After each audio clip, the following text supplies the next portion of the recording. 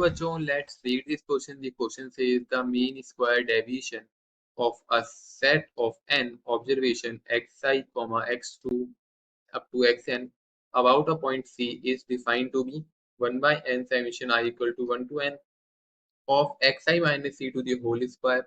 The mean square deviation about -1 and +1 of a set of observation are 7 and 3 respectively. Find the standard deviation of this set of observation. तो हमें इसका standard deviation find करना है। तो इसके लिए यहाँ पे जो हम की कंसेप्ट का यूज करेंगे वो की कंसेप्ट क्या होने वाला है हमारा। देखो, हमें एक तो स्टैंडर्ड डेविएशन का फॉर्मूला पता होना चाहिए। स्टैंडर्ड डेविएशन का फॉर्मूला क्या होता है? वो होता है root of summation of xi square divided by n minus summation of xi divided by n to the whole square। ये होता है। अब हमें ये भी पता होना चाहिए कि मीन का फॉर्मूला क्या होता है। वो होता है sigma xi divided by n। तो ये होता है हमारे मीन का फॉर्मूला जो हम इस क्वेश्चन के अंदर यूज करने वाले हैं। तो देखो, अब इस क्वेश्चन को कैसे सॉल्व करेंगे उसकी तरफ आगे बढ़ते हैं। तो यहाँ पे अभी हमें क्वेश्चन में क्या क्या गिवन है वो देखो। यहाँ पे गिवन है हमको मीन स्क्वायर डेविएशन। वो क्या है हमारा? Mean square deviation about C. अब ये क्या दे रखा है हमको? ये है 1 by n summation i is equal to 1 to n of x i minus c to the whole square. यही है। अब हमें ये दे रखा है 2 पॉइंट के अबाउट, एक तो -1 के और एक +1 के अबाउट। -1 की क्या वैल्यू है? 7 है, और +1 की क्या वैल्यू है? 3 है हमारी। तो जब हम -1 के लिए निकालेंगे तो -1 के लिए क्या आएगा हमारा? 1 by n summation i equal to 1 to n of x i minus minus में करेंगे तो +1 हो जाएगा to the whole square is equal to 7। एक तो ये आया। अब इसको सॉल्व करते हैं, क्या निकल के आएगा ये हमारा? Summation i equal to 1 to n x i square plus 2 summation i equal to 1 to n of x i plus summation i equal to 1 to n of 1, क्योंकि 1 का स्क्वायर भी आएगा, इज इक्वल टू 7। अब हमें पता है summation of 1 क्या होगा? n आएगा यहाँ पे। तो जब इसको आगे फर्दर सॉल्व करेंगे तो ये आएगा i equal to 1 to n summation of x i square plus 2 summation i equal to 1 to n of x i. अब यहाँ पे इसकी वैल्यू तो प्लस ये n आ जाएगा, और यहाँ पे एक हमारा 1 बाय एन था ये वाला, तो ये 1 बाय एन इधर चला जाएगा, तो ये n इधर आ जाएगा। तो अब क्या करेंगे? यहाँ पे जो n आ रहा है उसे यहाँ पे 7n में से माइनस कर देंगे। तो sigma n i equal to 1 to n x i to the whole square plus 2 sigma i equal to 1 to n of x i is equal to 6n बनता है हमारा। अब ये बन गया। अब देखो क्या करना है, यहाँ से ही 6n बन चुका है हमारा। अब ये हो गई हमारी इक्वेशन नंबर फर्स्ट। अब करते हैं सेकंड के लिए, जिसकी वैल्यू हमें दे रखी है ये +1 के लिए। तो उसके लिए यहाँ पे 4 +1 जब सॉल्व करेंगे तो ये 1 by n summation i is equal to 1 to n x i minus 1 to the whole square is equal to 3।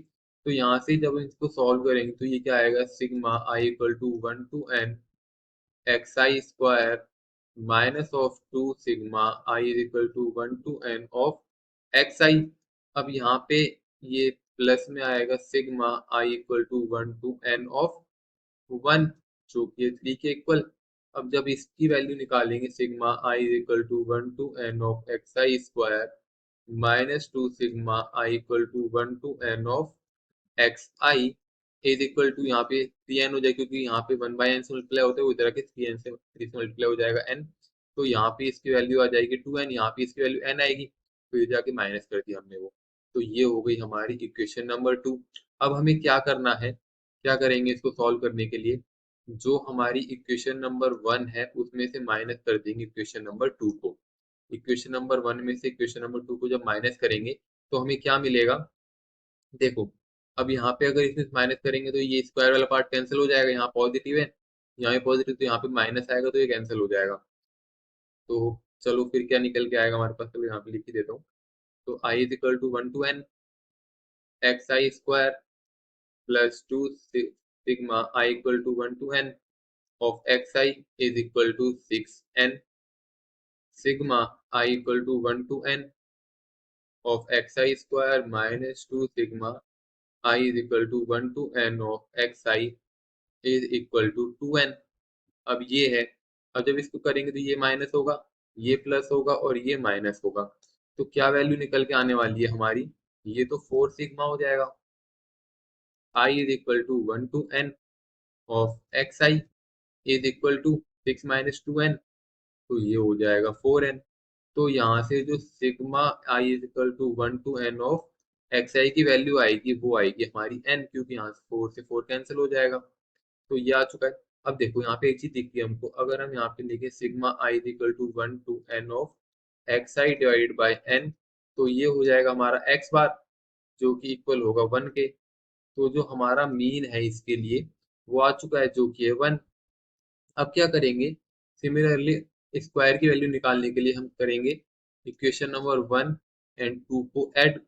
जब इक्वेशन नंबर 1 और 2 को ऐड करेंगे तो यहाँ पे हमारे पास क्या निकल के आएगा, x i square plus sigma i is equal to 1 to n x i is equal to 6n।